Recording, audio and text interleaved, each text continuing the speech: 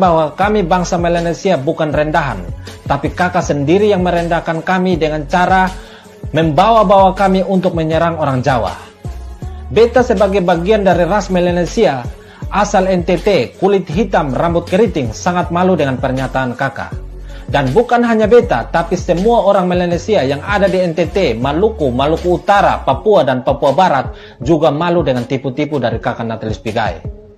Andaikan negara ini punya kartu keluarga khusus untuk ras Melanesia, maka beta dengan tidak ragu-ragunya akan usul agar nama kakak Natalis Pigai dicoret dari bangsa Melanesia. Karena kami ras Melanesia tahu akan sopan santun. Kakak sekolah tinggi di Tanah Jawa supaya mau tipu-tipu kami, kakak Natalis salah besar. Supaya kakak tahu, meskipun gedung sekolah kami beratapkan daun, dinding sekolah kami dari kayu, lantai sekolah kami dari tanah, tapi kami bangsa Melanesia tahu akan sejarah. Kami tahu presiden mana yang telah membuat bangsa Melanesia menderita selama berpuluh-puluh tahun. Kami tahu presiden mana yang telah membunuh rakyat kami, dan kami tahu presiden mana yang sudah merampas kekayaan kami. Jadi stop tipu-tipu kami.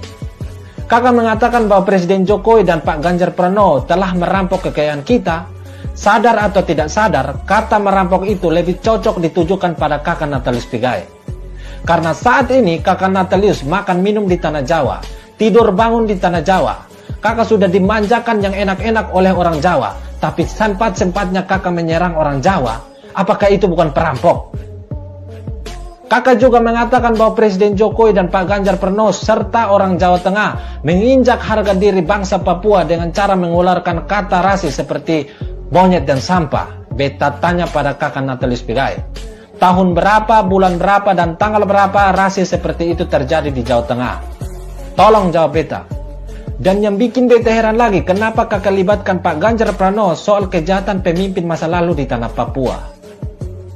Padahal Pak Ganjar Pranowo baru pertama kali mengunjungi tanah Papua. Dan masalah di tanah Papua itu masalah nasional yang ditangani oleh seorang presiden. Tapi kenapa kakak limpahkan masalah itu pada Gubernur Jawa Tengah?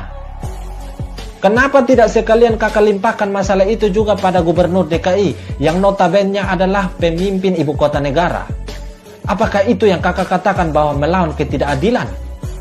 Anak SD juga tahu niat busuk kakak Natalis Pigai. Kakak membuat narasi politik berbau provokatif antar ras, tapi kakak sendiri tidak bisa menyebut nama pemimpin masa lalu yang telah membuat kami bangsa Melanesia